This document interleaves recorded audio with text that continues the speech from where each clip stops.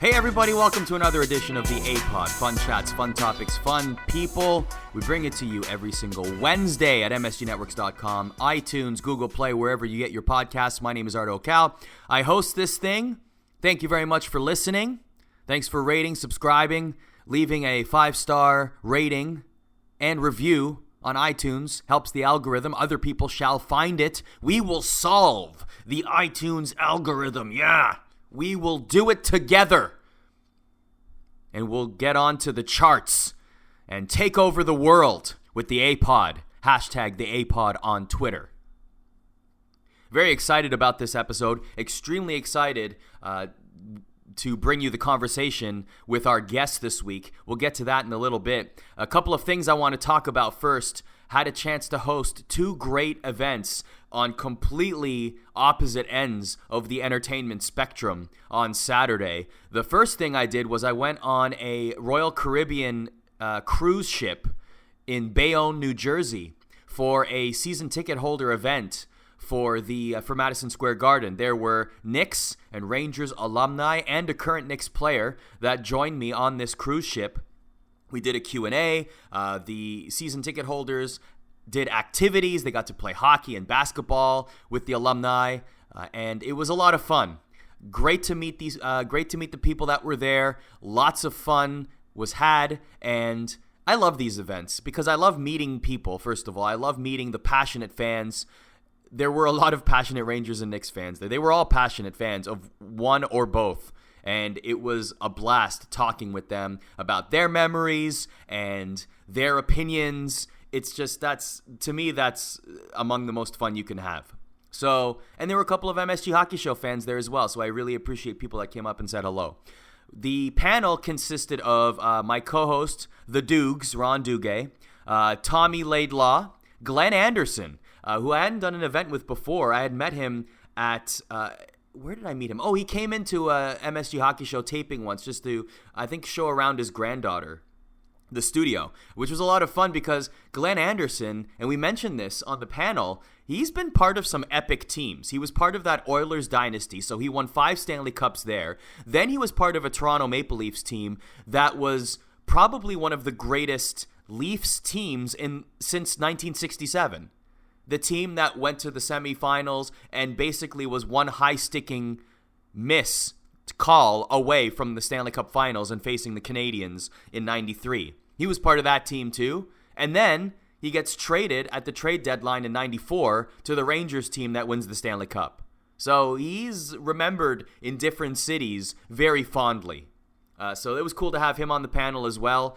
And we had Latrell Sprewell was there. Very cool guy, very humble guy. Had a great conversation with him, not only on stage, but off stage as well. Really cool dude.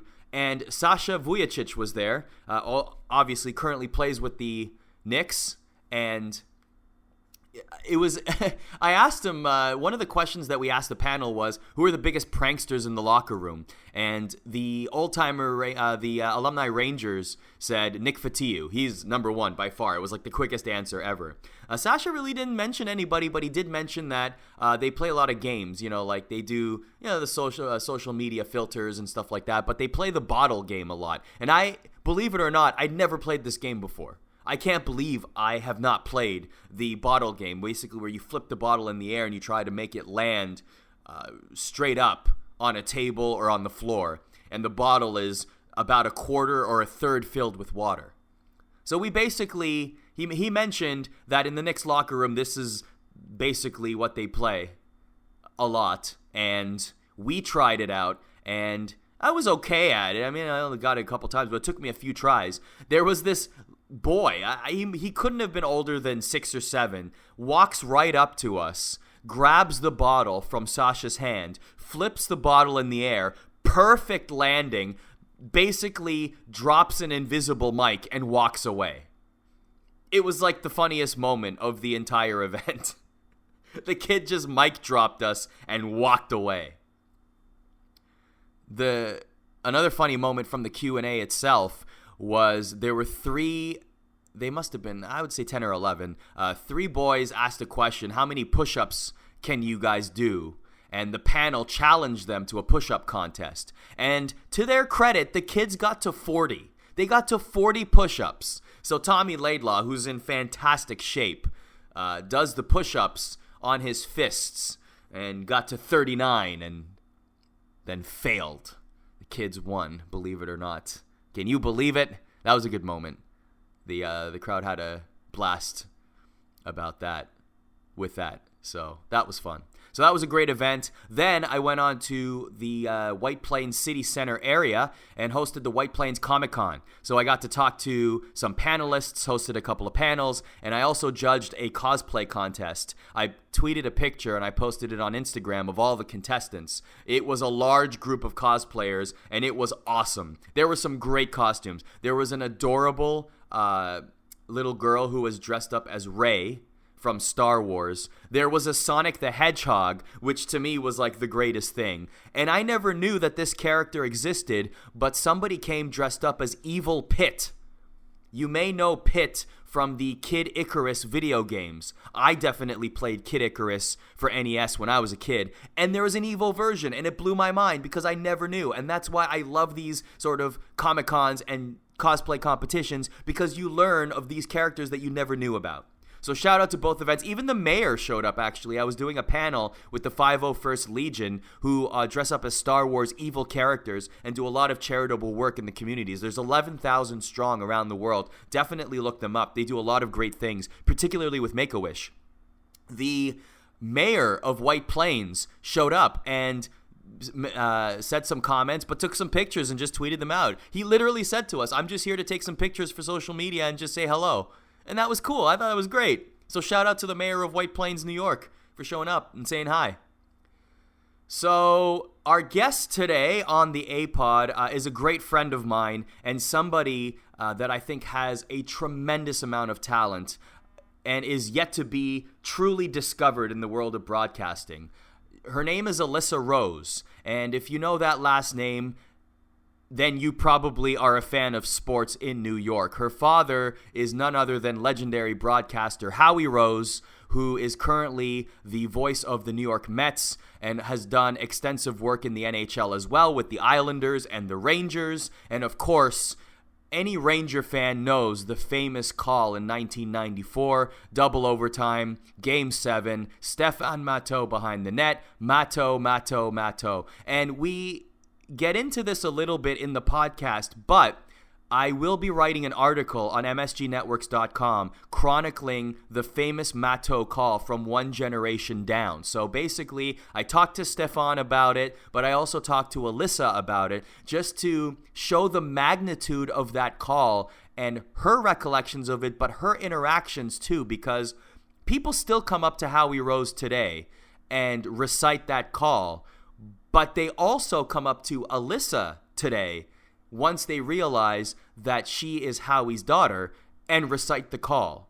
The call itself has stood the test of time, and so we talk about it in that article with Alyssa, how the magnitude of that call and the importance of that call in New York sports lore from one generation down. So that article will be up at MSGnetworks.com. The anniversary of that call is this week, so you can definitely check it out there. And this podcast focuses more on Alyssa's life. We start with, being Howie Rose's daughter and what was that like growing up, but also her journey through broadcasting and acting. She was en route to becoming a very famous soap opera star. She was on the soap opera One Life to Live, and if it weren't for an unfortunate circumstance with the show itself, she could have very well been a very famous soap opera star right now. And we talk about that. We talk about navigating the broadcast industry. What would she like to do? She's worked with Barstool Sports. We get into that as well. For all of you Stoolies that are tuning in, there might be a few of you because Alyssa has done work to success with that brand. So welcome if you're tuning into this podcast for the first time. But like I said, she is a supremely talented individual. I definitely feel like big things are coming up for her in the world of broadcasting. So we talk about that and so much more. Here is our conversation on the Apod with Alyssa Rose. All right, here we are. MSG Networks. How do you like the office? Isn't it so nice? It's beautiful. I see lots of windows. Well, this is as good as it's going to get. But the audio, this is the first time we're using this audio device, and I'm very happy about it. Well, then I'm honored you're using it on me. That's right. The first thing I want to say is thank you for the Mets hookup. My course. buddies were very excited to have gotten on the Jumbotron. And they so still talk happy. about it. I forgot that we were even on the Jumbotron until you just mentioned that. That was so much fun. I wonder if we got on. I'm not sure. I think it was Larry. Yeah, it was definitely them. Larry and Tim were super excited. They got out of their seats. They saw the camera, and they were like, "Yep, we gotta ham it up." And they are a bunch of hams. They did a great job. Yes, they were so happy. So welcome to the podcast. Thanks for joining us here. Thank you for having me. You've had quite the life. Yeah. I wouldn't dispute that. Yeah. It's been quite, there's so much to talk about, and we're going to get to all of it, but I got to start with growing up with your dad. Sure. Because obviously here at MSG Networks, he's a legend. He's a legend in New York. He's a legend in broadcasting. What's it like growing up with a dad like that? I could read you the speech that I wrote on his 60th birthday, but I'll spare you all of that. It was no different than growing up with any other person as your dad, except that I got tickets to stuff, and that his favorite thing is that we walk through the mall all the time. I mean, he wasn't home often, wherever the teams were, he was. But we would walk through the mall and people would come up to him just walking down the mall and be like, "Hey, Howie, what's up?" My dad would say, "Hi." And I'd say, "Daddy, how do you know that guy?" And he'd say, "I don't." And it took me so long to understand that people actually knew who he was. So how old were you when it sort of clicked in that, wow, my dad's a celebrity in the city? I was older. Really? I think I was in middle school, because to me, I didn't see him often enough growing up, and that'll kill him if he hears me say that, but it wasn't his fault. I didn't see him often enough growing up to understand what it was, but then once I was interested in sports and going to the games and realizing what a big deal it was to be his daughter in his place of work, I realized that he was pretty legitimate. But I'll say what I say to everyone all the time. People say he's like a legend in the broadcasting career. He is a legend as a parent. I'm going to be 28 years old in 2 months. I get an "I love you" phone call every single day. Really? He's amazing. Oh, yeah. That's great. I'm very lucky. So he was traveling. Is like when you were growing up, he was always on the road. He was always working. He's had a lot of jobs, right? I mean, he was the radio guy for a long time with the Rangers. Mm-hmm. He did the Islanders TV. Mm-hmm. He's doing the Mets right now. I mean, he's been everywhere. He was with the Mets on radio before I was born. And then he flip-flopped a couple of times between radio and TV with the Mets. But he's been the number one radio guy for them for years now. The Rangers he was with also before I was born.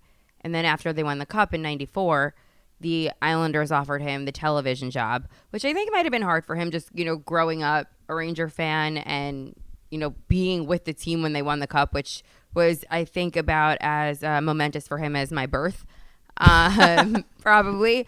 But, the Islanders offered him a TV job. It was a 15-minute commute, and I think he had a really great 21 years with them.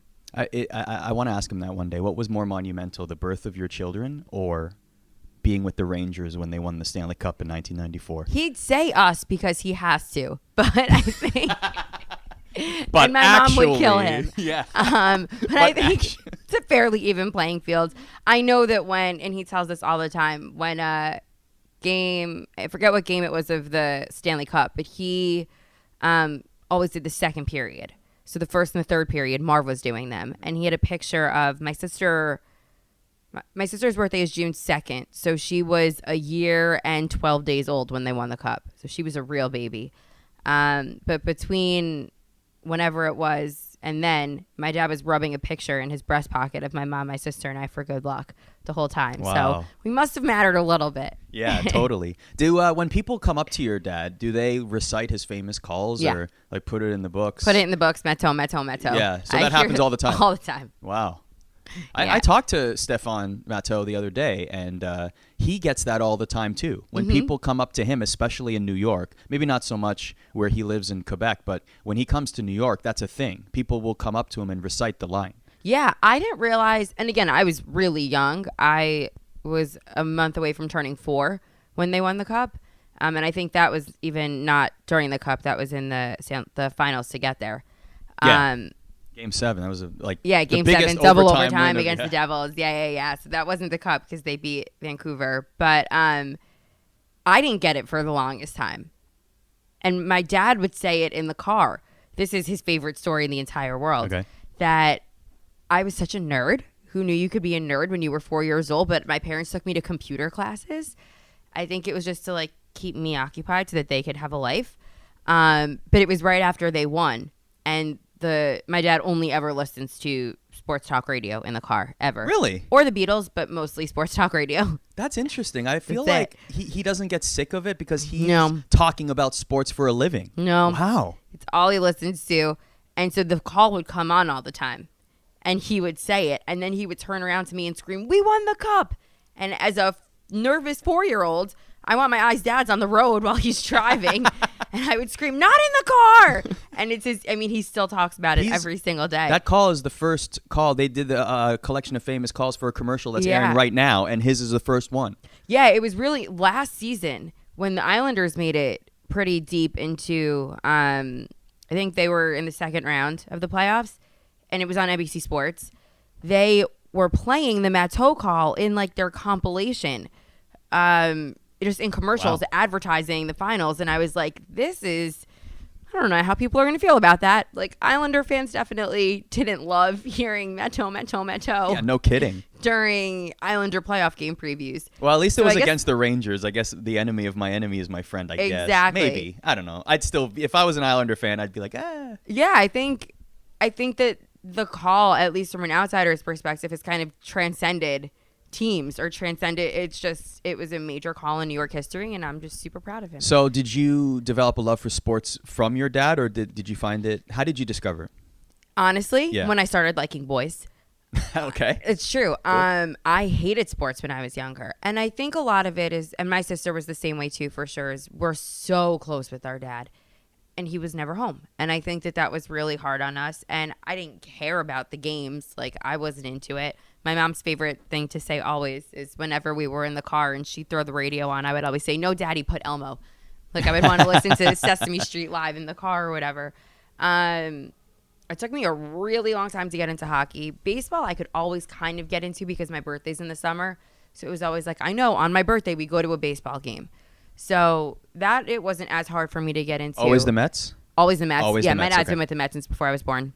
So it would be blasphemy for you to be a Yankees fan? Oh, yeah. Okay. So my dad was very, very, very close with his dad. My dad lost his dad when he was fairly young. Okay. And the Mets didn't exist until my dad was 8.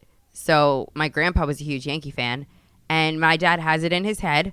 I don't know how or why, but my dad thinks that the Mets were created for him. Like, they're his team.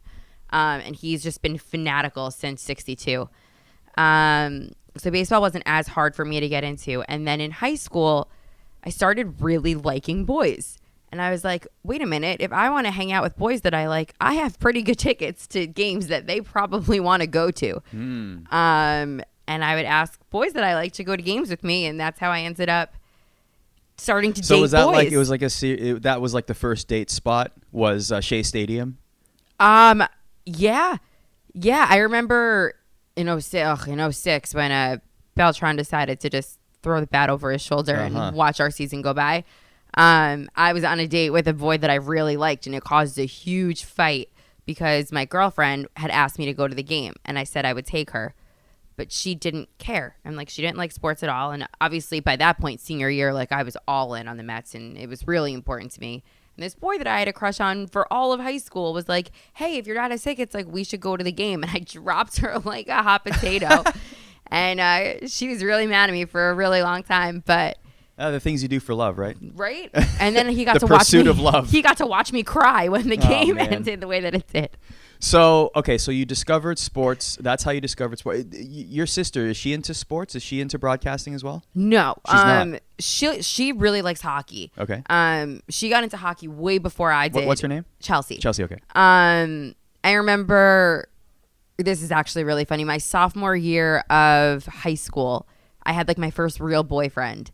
And he had just told me that he loved me for the first time over a text message. Oh, man. And the text message just happened to be while I was walking into the movie theater with my family, and we saw Rick DiPietro and his wife.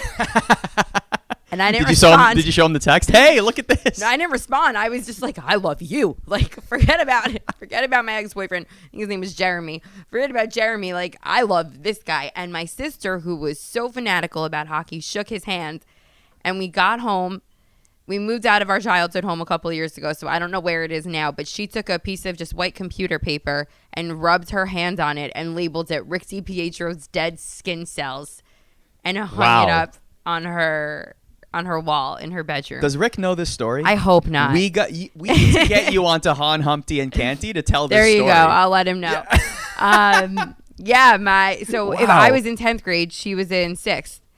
Yeah. Yeah. So you fell in love with sports. Yeah. Then how did the broadcasting part come in? Did you always know you were going to follow in your dad's footsteps? No, God, no. I was always singing and acting and dancing. I was a dancer forever. Every like recital I could have, or like talent show, singing competition, and then senior year of high school. So it was like in 2006. I became a psychotic football fan. I don't know how it happened. I guess my cousin, who's my dad's sister's son, was a big Giants fan. And in my head, I was like, the Mets kind of lose a lot. The Giants are kind of a good team. I have a family member who loves them.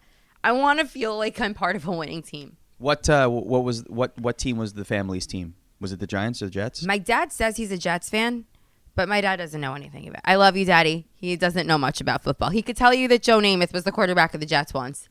I'm sure we give him a pass on that. Yeah. I think it's okay. But that's about his extent of football knowledge.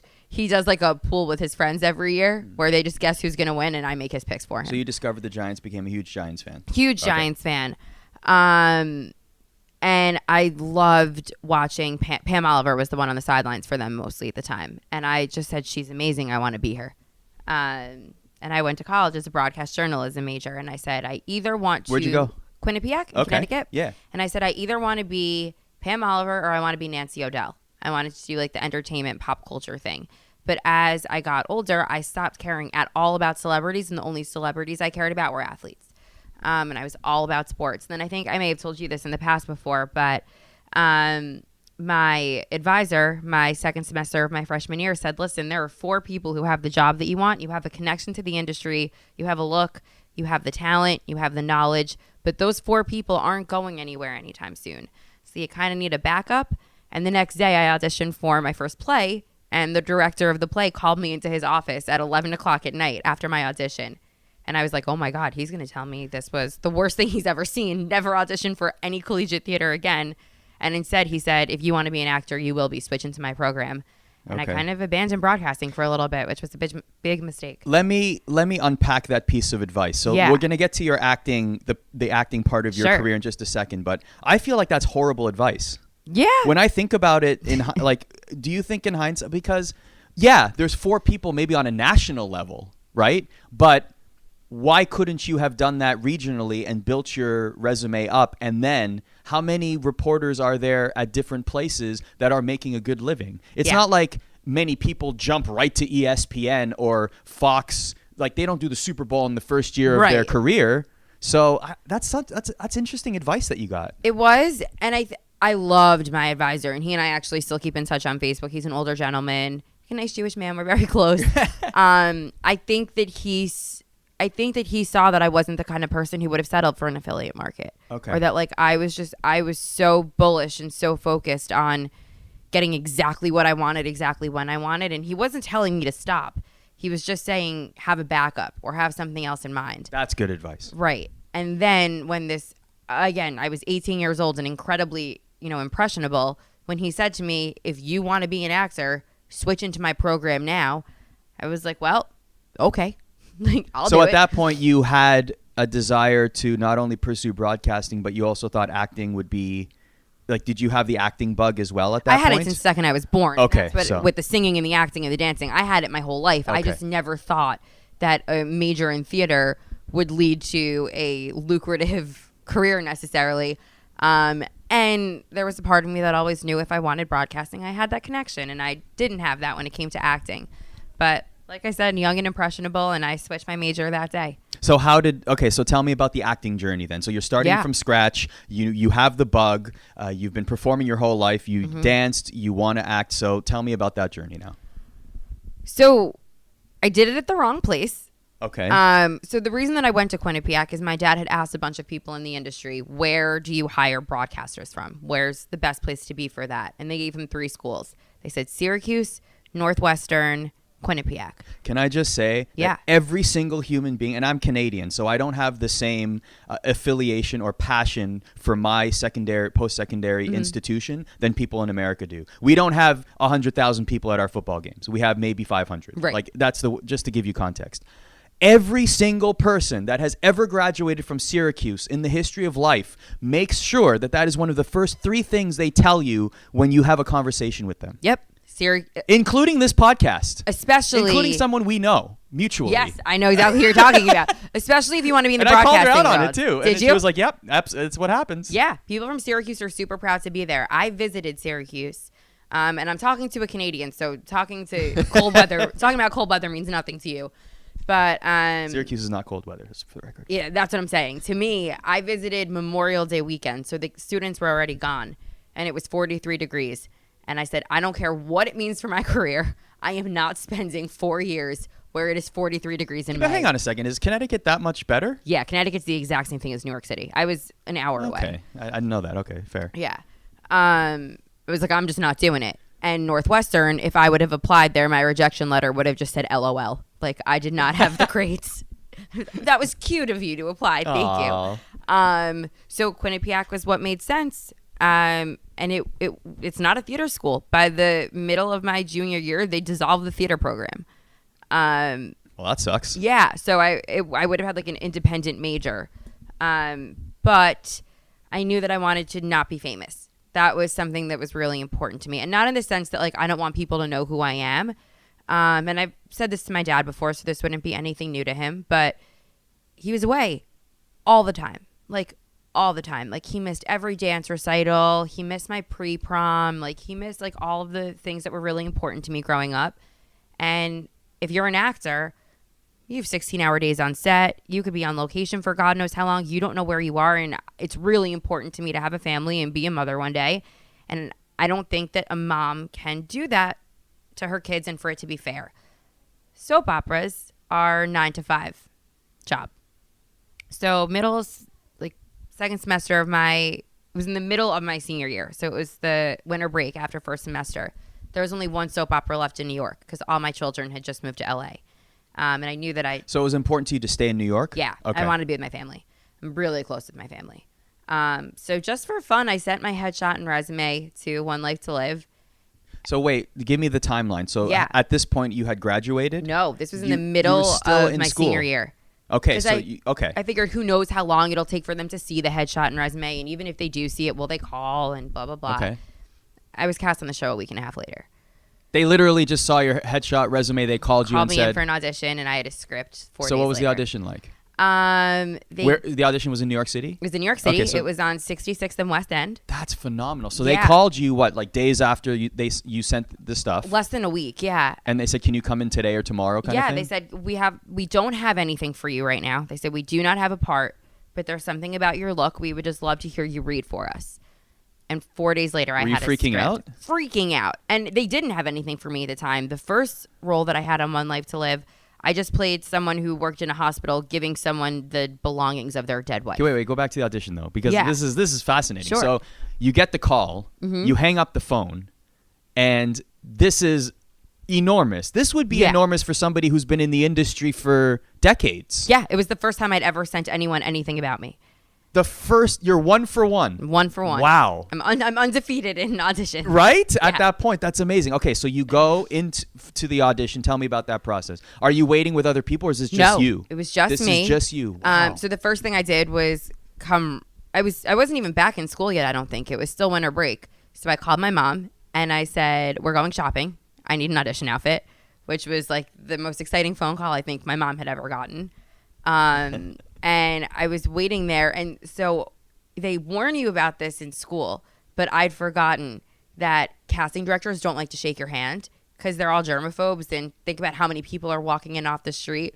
So I went in and I said, "Hi, I'm Alyssa," and I went to shake her hand, and she goes, "Ooh, I'm not going to shake your hand." And immediately I was like, I blew it. Like, that's something I should have known. It was really embarrassing, and then I was really freaked out the whole time. That's like the Howie Mandel thing, right? Yes. Like he does the fist pumps or the fist bumps, like the exactly like a pound. Right. And I read the part, and I was like, this wasn't very good. I mean, these were just so lines. How long did it last? Oh my God, 2 minutes. That's it? It was so short. How many lines did you read? It was like 3 pages. So of like quick dialogue. What part were you playing? I don't remember about the audition. Okay. Is this a blur? I mean, it was a little nothing. Yeah, the audition was a complete and total blur. I remember what I wore. That's about it. And I remember that the woman's name was Julie. And then 4 days later, they said, come pick up your script. And that was it. I was on the show. And I was like, all right, well, that was fun. Like, I'll never hear from them again. 2 weeks later, okay, we have a part for you now. Wait, okay, hold on. So the audition ends. Mm-hmm. You say goodbye. You don't shake their hand as you leave. Yep. You're thinking you blew it. Blew it. Okay, so how soon after did they contact you? I think it was 4 days. They said, please come pick up your script. It wasn't That's what they said? Yeah. We have as if you had a job. Here's your script. Yeah. They said, we have a script for you. It's waiting in the lobby of, I believe, again, it was 66th and West End. Just come show them your ID and pick up your script. And I had like 3 lines. And I was like, okay, well, that was fun. That was great. Like, I got to. Okay, so you picked up the script and you were just like, so you were. Like, it was someone working in a hospital. Okay. So I guess one of the main characters' wives had just died, and I was giving him back her like wedding ring and her dress that she died in. So it's at really, this point, really okay, so you do this. Yeah. So it takes 1 day of filming, I'm guessing. Oh my gosh, I was there by 8 a.m. and home for lunch by 1 p.m. Really? Yeah, on Long And this was in Island. New York City. Yeah. Okay, and then at that point, what are you thinking in terms of where this lands in your career? Like, you're like, oh, this is great. I got a speaking role on a soap opera, and yeah, what were you thinking? Now I need an agent. That was my thought. I was like, now I have something to go to an agent and say, get me work. And my mom was like, maybe finish school. And I was like, you're right. I should finish school. And then as I was about to go back for my second semester, they called and said they had a real part for me. Wow. And then I wasn't going to be like, hey, ABC, can you just do me a little favor and hold up on that whole part thing? I have another semester of school left. Did you ever get an answer from them as to how that happened so fast? Honestly? Yeah. My dad knew someone who I think made sure that they saw my headshot. That's all that they did to help. Yeah, but that's one thing. But then once your foot is in the door, it's on you. No, I think they liked me. They liked you, and they just said, we can work something here. That's amazing. Yeah. And that was the best part of the whole thing, because my dad, obviously works nights. He probably leaves for work around 3 or so for a 7:30 game. So my dad watches soap operas, or he did when they were all on all the time. And the part that I ended up getting, that was my part for the remainder of the show before it got canceled, was this guy, Todd Manning was his name on the show. And he was like a bad guy, like a murderer, a rapist, like a bad guy. And I was playing his personal assistant. And my dad sees the script and goes, oh, no, you're not. He goes, you are not. He goes, you need to call them right now and have them give you a different part. You are not under any circumstances going near that guy. I was like, psycho housewife. He's an actor. Yeah, like, why? It's not a real. He's so invested. He was so invested in the show that he thought I was surrounding myself with some murderer rapist. It was unbelievable. And then I told, the funniest part of the whole thing is he was such a good guy, the actor, that there was a part in the show where he needed to put his hand on my shoulder, and he just looked at me and goes, do you mind if I touch you? And I was like, no, the script says you put your hand on my shoulder. You can touch me. But it was just very funny seeing my dad's reaction. It would be like to some Harry Potter freak telling them that they were going to be like Voldemort's girlfriend. Wow. Like, that's how he reacted. So sidebar, one of these days we got to do a soap opera podcast with your dad. Okay. I think that'd be hilarious. I mean, he knows more about... I told him recently, there was someone who was on One Life to Live, which is the show that I was on. I think she's on GH now, but I think she's okay now. But she was diagnosed with some pretty serious cancer. Oh, wow. And it was like, I told him his best friend died. Like, and she's okay now. But he was so invested, because that's what was on when they were his stories. The daytime television Yes. podcast with Howie Rose. That'd be hilarious. He would love So you get cast. Mm-hmm. So now you're on set the first day. What was that like? Unbelievable. Everyone was so nice. I was so scared because these soap operas are a family. These are literally 9 to 5 jobs. You're with the same people all day, every day. You've probably made out with the entire cast at some point due to storylines. These people were a real family. And it was the first professional thing I'd ever done. Were they aware of that? Yeah. The other cast members? Yeah, so yeah, how did they approach you and treat you then? Oh my God. Everyone would come into hair and makeup and just be like, it's so nice to meet you. Do you have any questions? Do you want me to run lines with you? Like, how do you feel? The cast members of that show, and I'm sure none of them remember me. I was only on the show for the last 6 months of the run, and it's not like I was on every day. I think I was on 11 or 12 times. But like, because those kind of shows, people have been on them. I mean, I'm thinking of like Susan Lucci. Yeah, like for 40 decades, years, right? Yeah. So the fact that they showed me such unbelievable kindness definitely gave me a lot of confidence. And I think that that's something that I've been able to take with me, not just from an acting career, but when I got into sales and things like that. They were unbelievable to me there. I'm forever thankful to them. How amazing is it that you put this thought in the universe? I want a job in New York City that is good hours, structured hours, so that I can essentially, have a family. And you get this part, which is a 9 to 5 job as an actor, and which would leave you the evenings to drive home. And I mean, maybe it wasn't the right time in your life. How old were you? 21, 22. 21. So you weren't necessarily thinking of a family then, maybe, but I had a serious boyfriend at the time. So you were thinking of it. So you were like, wow. Yeah. I had a really serious boyfriend at the time who is now very happily married to the girl that he broke up with me for. So good for them. You're like the good luck Chuck in that situation. Oh, I'm the good luck Chuck in every situation. Oh, is that?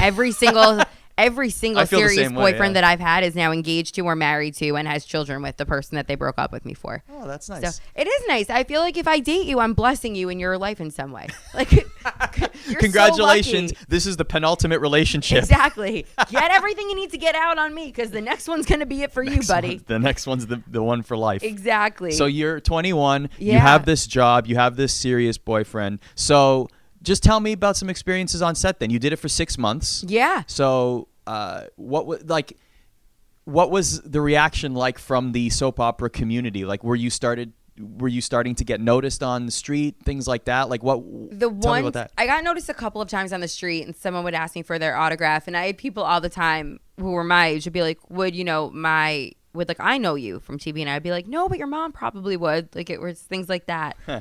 But this was one of the funniest moments of my life. I was at the gas station where I grew up on Long Island, and One Life to Live was on at 2:00.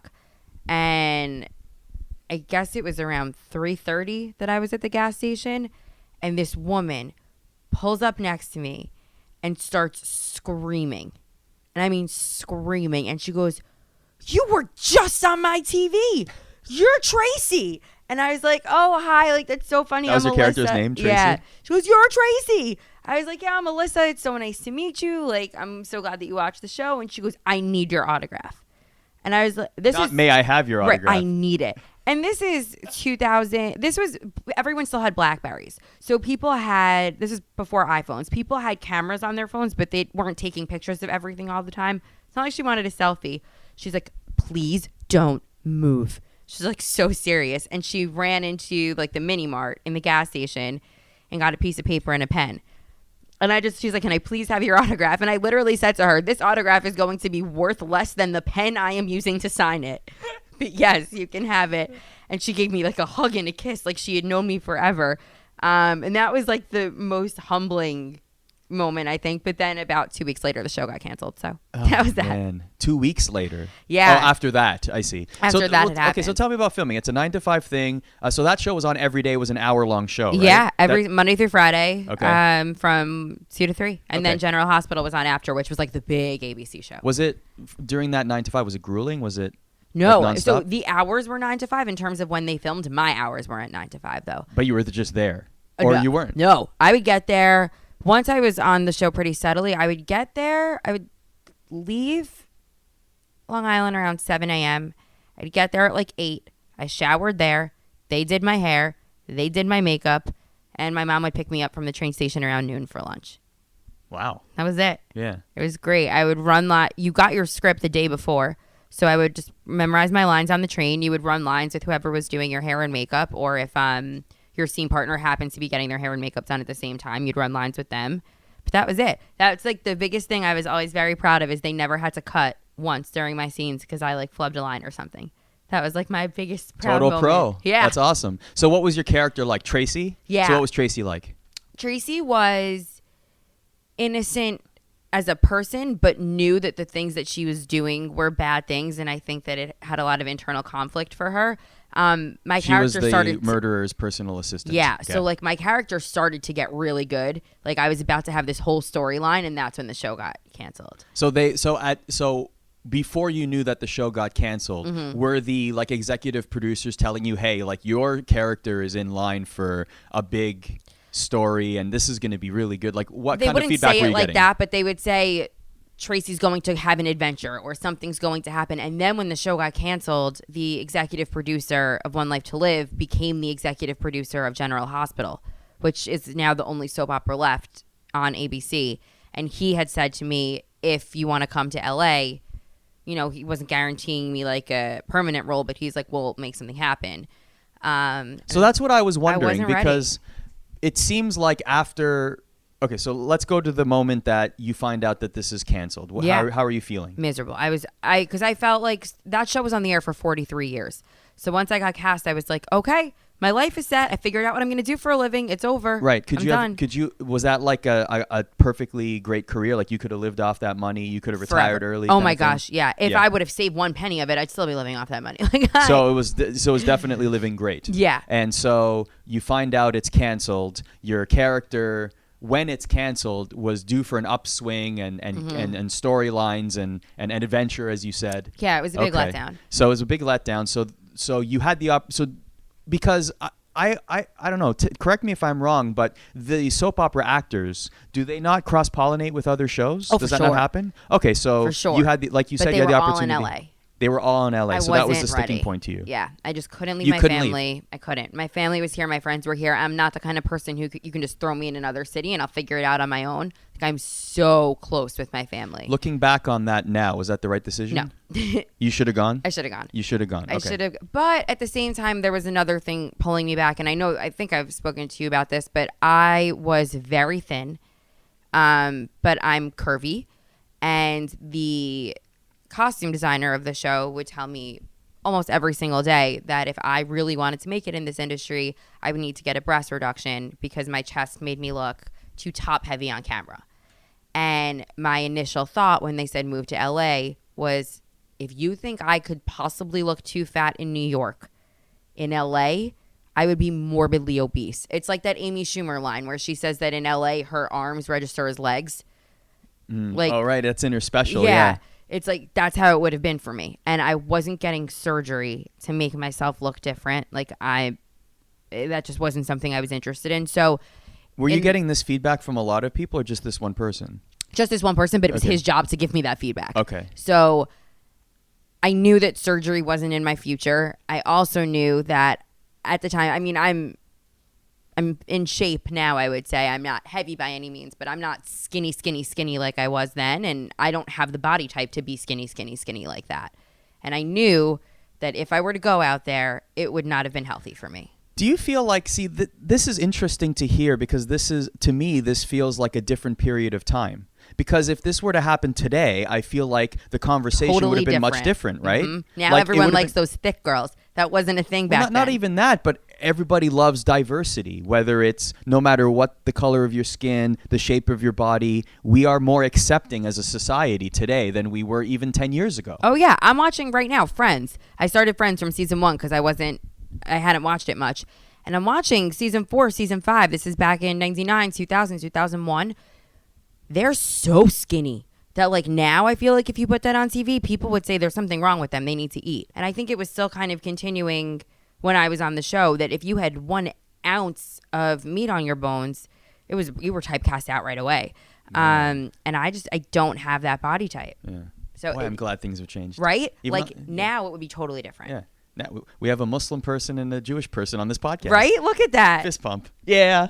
You can't see that, but we just fist bumped. I know. I don't want my ring to We hurt didn't you. even make a noise. I know, because I'm very careful with my big That ring. was good ring. Ring decorum? Yes, because and you have a big stone on that too. Yeah. That could have been deadly for my one of my I know. fingers. To be there, but clear, you did a not good an job. engagement ring. In case anyone is listening to It this. was To the be right. clear, It was the not right. an engagement ring. It was the right fist because wasn't that the thing with Nicole Kidman at the Oscars? She was clapping and people were making fun of the way. She didn't want but her she had a ring. big Yes. rock on the finger, right? She And didn't that's want why. it to smash. Yeah. See, people don't think about that. No. No. Ring decorum, very I'm important. glad that came out. We Yeah. needed to make sure that was resolved. Yes. Because Nicole Kidman got a lot of trolling on the internet And for that. she looked so beautiful that night. She did. That dress was made for her body. Yeah, she looked phenomenal Yeah. that night.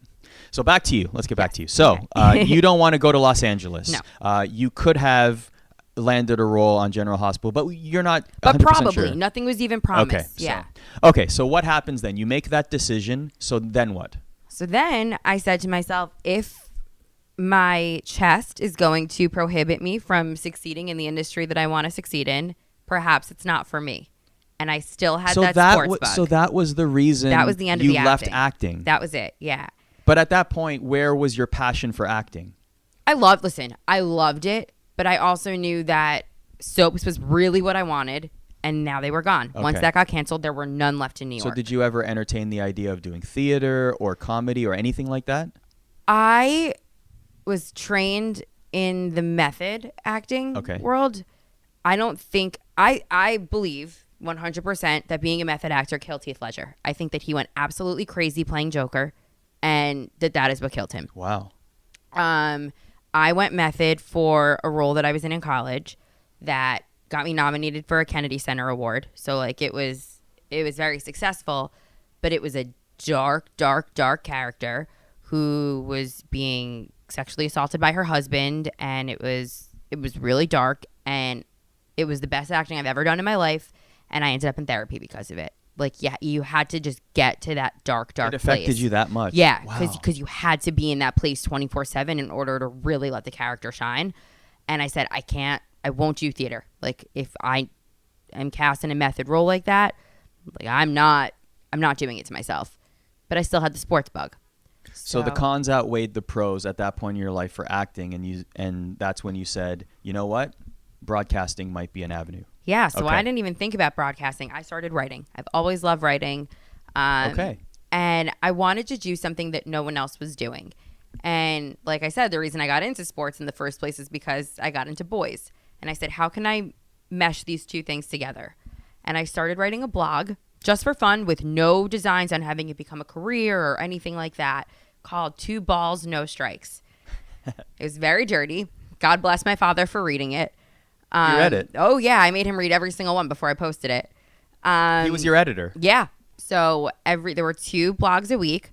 There was the lesson of the week where I would teach about a sport or a game or something. And then there was the player of the week where I would do a profile on a really hot athlete. I remember my dad called me when I wrote the one about Aaron Rodgers, about how he was like really religious and all of this stuff. And my dad called me and was like, did you have to go there? Like, did you have to go there? Was he apprehensive about all of this? No. Not at all. I used a fake name. Okay. And I never mentioned his name. And Okay. that was always my promise to him. And a sports social networking startup, which went nowhere, was going nowhere. It was like a rich kid's mommies and daddies paying for this pipe dream for them. But they found the blog and they were like, we think you're hysterical. Will you write for us? And so I did. And How did they find the blog? Like just a random Google search? I was putting it all over the internet. Got you. Okay. Yeah. And then I started writing for them, but I was only employee number 4. So I wasn't just writing. I was creating brand ambassador programs to get their app, to blow up Were on you being college paid campuses. or was this volunteer? I was being paid. You were Yeah. being paid, This is my cool. first real job besides acting. Okay. And the company was going nowhere.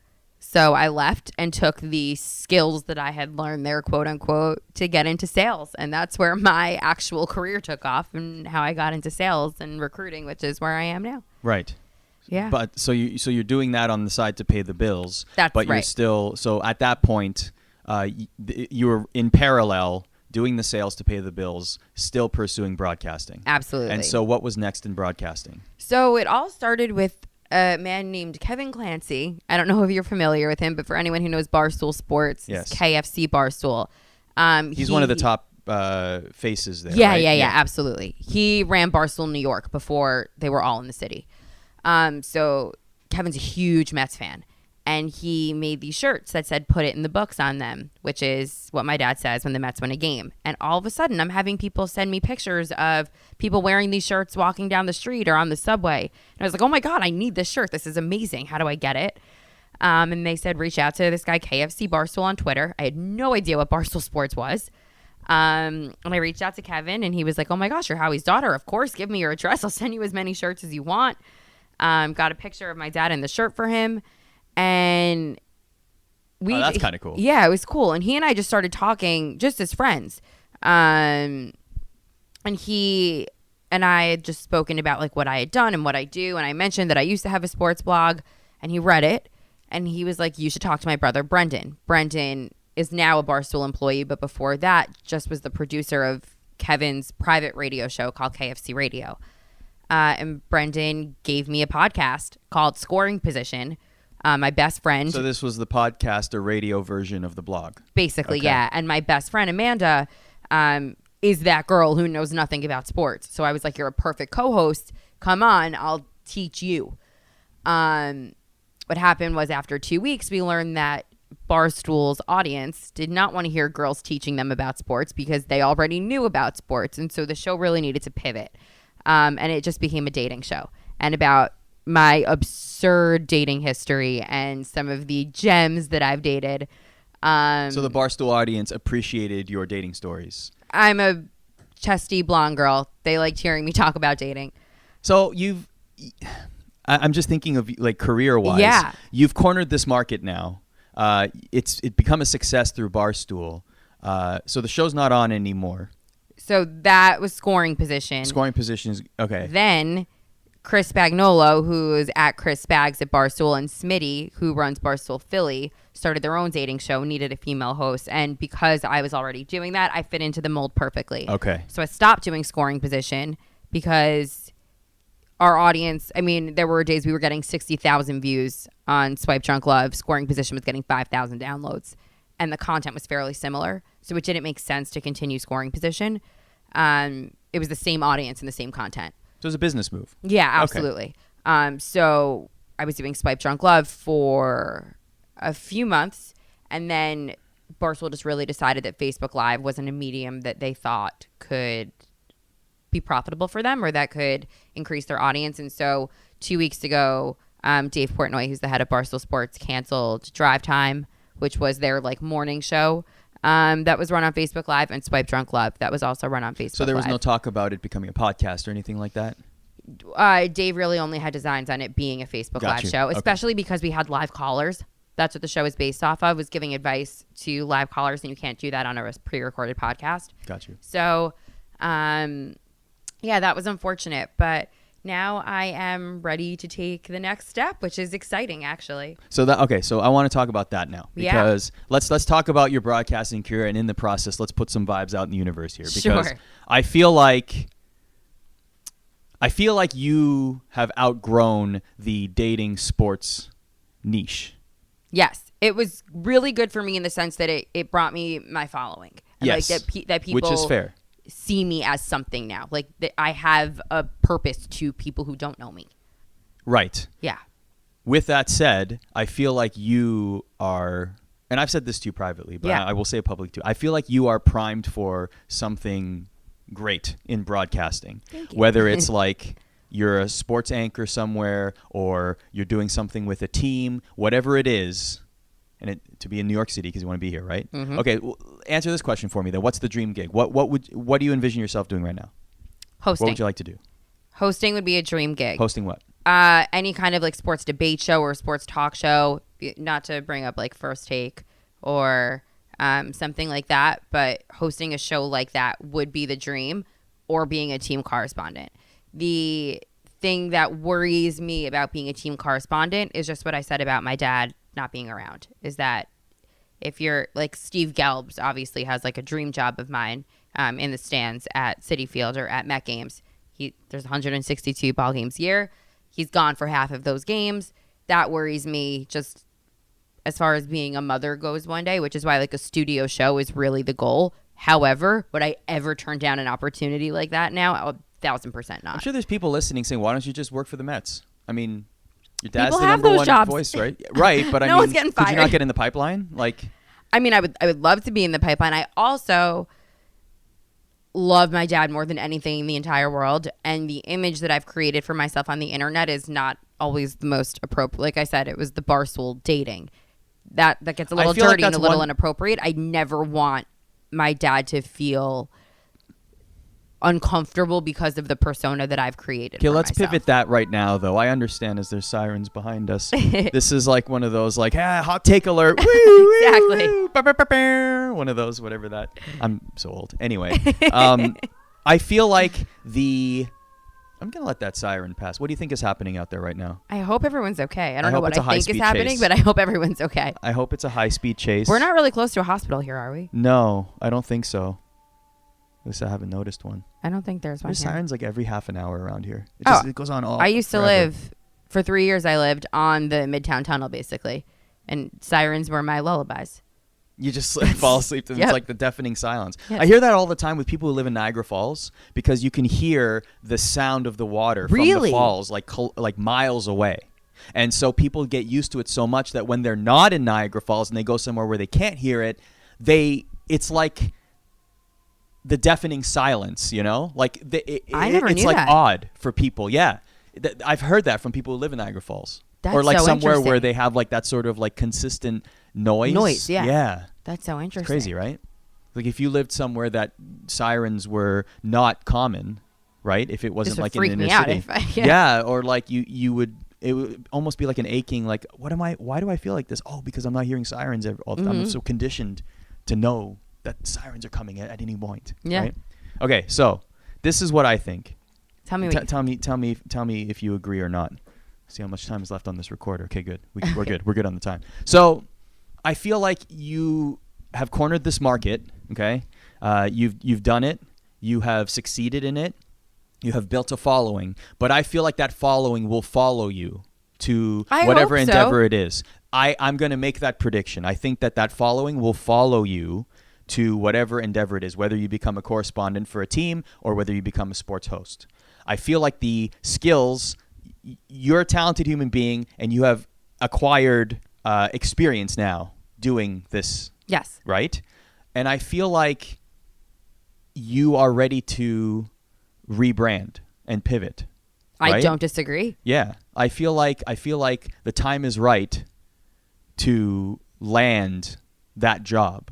And I Yes. think that it could absolutely come sooner than later. And I don't think that you're shackled by what I'll tell you. I'll give you a perfect example. I used to work in professional wrestling. Right. And people who are broadcasters in professional wrestling always have that shirt on them. They always feel like they have that pro wrestling stink, and that sports and lifestyle and stuff will always haunt them for the rest of their lives because people think that pro wrestling is stupid and it's childish and it's fake and it's dumb, and who on earth would ever cover this legitimately? It's a fake sport. And then if that's where you've gotten your most notoriety, there's no way that you could do something in sports. Well, guess what? I worked at WWE for 2 years, and now I host a hockey program. So it happens. Right. Jonathan Coachman was at WWE for 10 years, and now he's anchoring SportsCenter. You know what I mean? Like that. Yeah. I feel like people are going to accept whatever you've done in the past, and now they're going to accept you in a different role. So what I'm saying is I hope to see you covering the Mets very soon. I hope to see me doing that soon too. That's what I'm saying. I hope to see me doing that too. That's awesome. As Yes. long as I'm not taking anyone's job who's currently there, because I love them all. No, there's shuffling happening all the time. So, what would you? What would be? Who would be some of the who would you like to work with? Who are some of the You. broadcast people you look up to? You. Not me. Come I on. want to work with you. We should do a show. We should We do should a probably show. do a show. We should figure out that. Yes. Who else do you watch on TV as a broadcaster and say that person's really good, or you've looked up to? I mean, I'm you've mentioned a couple. obsessed. I'm obsessed with Adam Schefter. He's really good. I'm obsessed with him, and I'll tell a really funny story about him quickly. So, years ago, maybe my senior year of college. He's from very close to where I grew up, where he lives. And I was at this really fancy deli that I used to go to with my mom all the time. And I think I had a date later that night, and I was dressed for it. I did not look like a girl who should know anything about sports. And Adam Schefter walks in, and I don't know if he was in an accident or if he had surgery, but he was limping really badly. And I'm staring at him. And I mean staring. And I wasn't staring at him because he was limping. I was staring at him because I was in awe of the fact that I was in the same place as Adam Schefter, but he got a glimpse of me looking at him. And to this day, it is like the sickest thing to me that I must have made him feel so uncomfortable because he must have thought that I was staring at him because he was limping, but I was staring at him because I was in such awe of him. Have you talked to him? No. We need to make a connection. We need Adam Schefter to know that you were not judging his limp. In fact, you were... I was enamored with him. Yeah, like, please talk to me about broadcasting. And it's so funny because my best friend, Amanda, who I mentioned before, her mother was his wife's personal shopper at Donna Karen. Oh, man. So Amanda babysat his children. Do you know what makes me so, like, not infuriates is the wrong word, but, like, I just want to, like, you have a second degree connection to so many people. So many people. Oh, man. I just want it to be a first degree connection. I remember I was getting fitted for glasses. I'm blind as a bat. And I was at Roslyn Eye Center on Long Island. And some guy walks in who recognizes my dad immediately and starts talking to him. And he mentions that Adam Schefter was his college roommate. And I was like, do you think Adam Schefter knows who my dad is? He goes, what are you talking about? Of course Adam Schefter knows who your dad is. And it was like someone telling me they wanted to marry me. Like it was that much of like a big deal to me. I am obsessed with him. I also really love Sage Steele.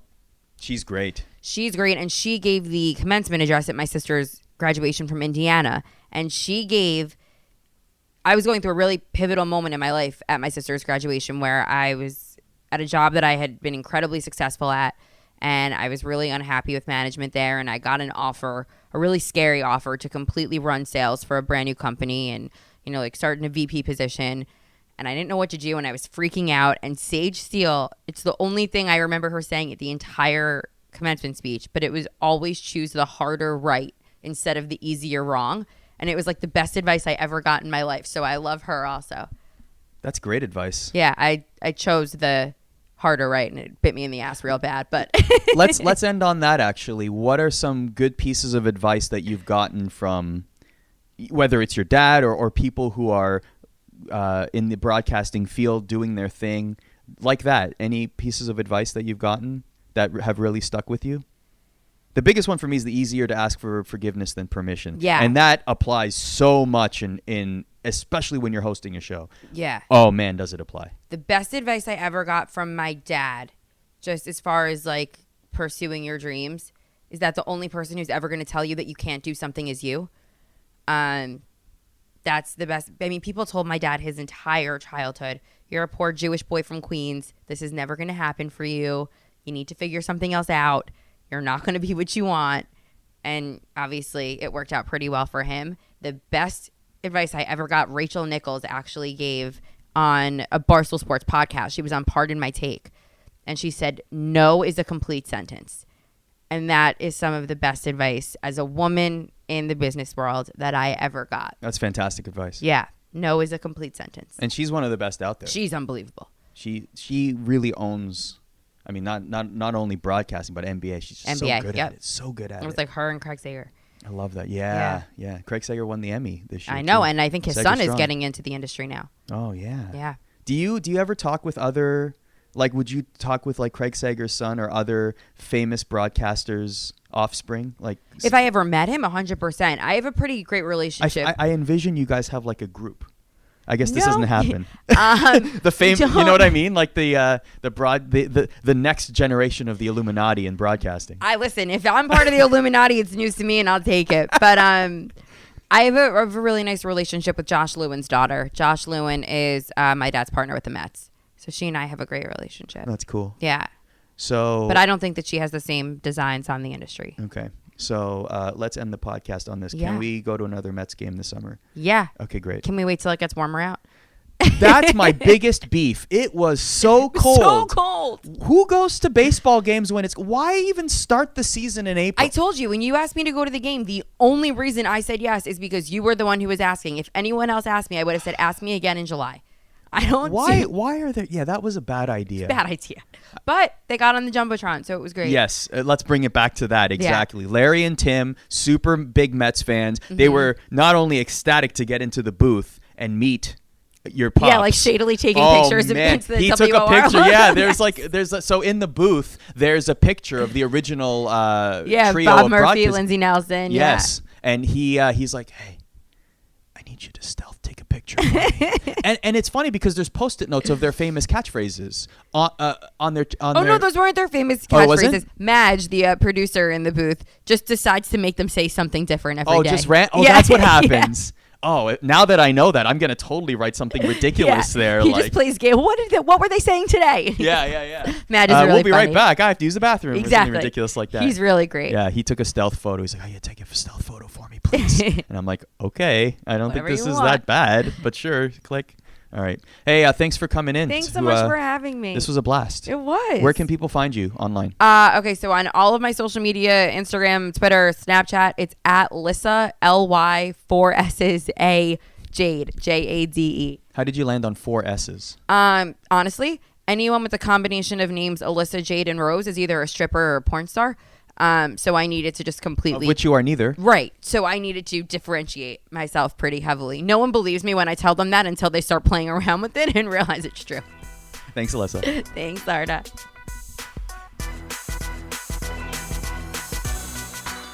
So there you have it, a very fun and interesting conversation with Alyssa Rose. Thank you to Alyssa for spending time with us here on the Apod. Don't forget that article about the famous Matto call from one generation down will be available at msgnetworks.com and on Twitter. Let me know some of your favorite calls in history. Of course, Howie Rose had the Matto call. Put it in the books if you're a Mets fan. What are some other famous calls that you have loved in sports history?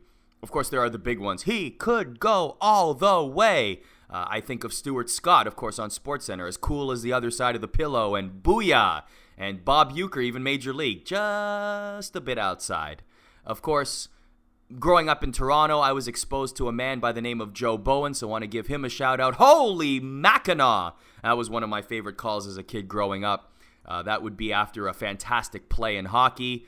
And there's the Penguins broadcaster, he shoots and scores, as opposed to the traditional, he scores! Rick Jenneret in Buffalo, La La La La La La La La Fontaine. I remember actually going to LaFontaine's jersey. I think it was his number retirement ceremony in Buffalo. I think I was there, and Rick Jenneret actually had the entire crowd do that one more time for old time's sake. Let's do it all together for old time's sake. 3, 2, 1, La La La La Fontaine. That was hilarious. Bob Cole, one of the greatest play-by-play voices in Canadian hockey. Oh, baby! There was a famous Mario Lemieux goal. I keep mixing the two. It's either the one where he deked out the entire North Stars team in the playoffs, or his first goal where he fooled Ray Bourque through his skates. But he says the line, "Have you ever seen such finesse?" And that stuck with me just to perfectly describe Mario Lemieux. Other New York famous broadcasters, of course, the GOAT, Sam Rosen. It's a power play goal. And we got Walt Clyde Frazier posting and toasting. Even from the combat sports world, Michael Buffer, let's get ready to rumble. I'm butchering these lines, by the way, but I don't care. Who cares? You guys get the gist, all right? And Michael Buffer's brother, Bruce, it's time. Yeah, send me some of your favorite quotes, whether it's a YouTube clip or whatever it is. Thanks for listening to the Apod. Drops every Wednesday. However you get your podcasts, Google Play, iTunes, msgnetworks.com. Thank you so much for listening. We'll be back next Wednesday with another edition of the Apod. Have a great week, everybody.